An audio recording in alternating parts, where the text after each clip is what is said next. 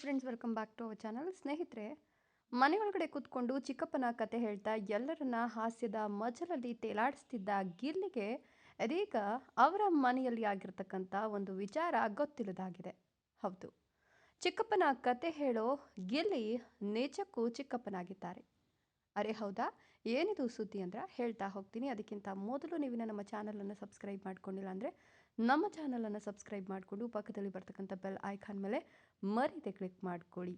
ಹೌದು, ಯಾವಾಗಲೂ ಕೂಡ ಒಂದು ವಿಷಯ ಹೇಳುವಾಗ ಚಿಕ್ಕಪ್ಪನ ಹೆಸರು ಹೇಳಿ ಏನು ಹೇಳಬೇಕು ಅದನ್ನು ಹೇಳ್ತಿದ್ದ ಗಿಲ್ಲಿ ಇದೀಗ ನಿಜಕ್ಕೂ ಚಿಕ್ಕಪ್ಪನಾಗಿದ್ದಾರೆ.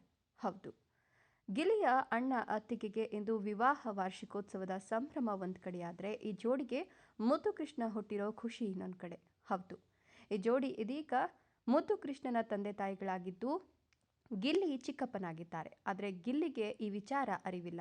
ಹೌದು, ಮಂಡ್ಯ ಮೂಲದವರಾಗಿರ್ತಕ್ಕಂಥ ಗಿಲ್ಲಿ ಇದೀಗ ಚಿಕ್ಕಪ್ಪನಾಗಿದ್ದು ಇವರಿಗೆ ಓರ್ವ ಅಣ್ಣ ಹಾಗೂ ಅಕ್ಕ ಇದ್ದಾರೆ. ಅಣ್ಣ ಹಾಗೂ ಅಕ್ಕನಿಗೆ ಇಬ್ಬರಿಗೂ ಕೂಡ ಮದುವೆಯಾಗಿದ್ದು ಅಕ್ಕನಿಗೆ ಈಗ ಆಲ್ರೆಡಿ ಮಗು ಇತ್ತು. ಇನ್ನು ಗಿಲ್ಲಿ ಮನೆಯೊಳಗಡೆ ಎಂಟ್ರಿ ಕೊಡೋಕ್ಕಿಂತ ಮೊದಲು ಅತ್ತಿಗೆ ಹಾಗೂ ಅಣ್ಣನಿಗೆ ಶುಭ ಹಾರೈಸಿ ಬಂದಿದ್ರು.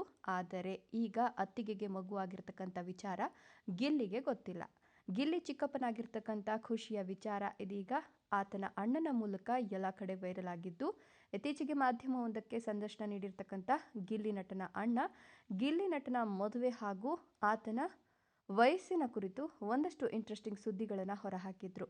ಅದರ ಜೊತೆಗೆ ಅವನು ಆಡ್ತಿರೋದು ಖುಷಿ ಕೊಟ್ಟಿದೆ, ಅವನಿಗಿಂತ ಚೆನ್ನಾಗಿ ಆಡೋ ಕಲಾವಿದರು ಕೂಡ ಮನೆಯೊಳಗಡೆ ಇದ್ದಾರೆ ಅಂತ ಗಿಲ್ಲಿ ನಟನ ಅಣ್ಣ ಹೇಳ್ಕೊಂಡಿದ್ರು. ಇದೀಗ ಗಿಲ್ಲಿ ಚಿಕ್ಕಪ್ಪನಾಗಿರ್ತಕ್ಕಂಥ ವಿಚಾರ ಇವತ್ತಿನ ಎಪಿಸೋಡ್ನಲ್ಲಿ ಗಿಲ್ಲಿಗೆ ಗೊತ್ತಾಗತ್ತಾ ಅಥವಾ ವಾರದ ಕೊನೆಯಲ್ಲಿ ಸುದೀಪ್ ಅವರ ಮೂಲಕ ಈ ವಿಚಾರ ಗೊತ್ತಾಗುತ್ತಾ? ಕಾದು ನೋಡಬೇಕಿದೆ.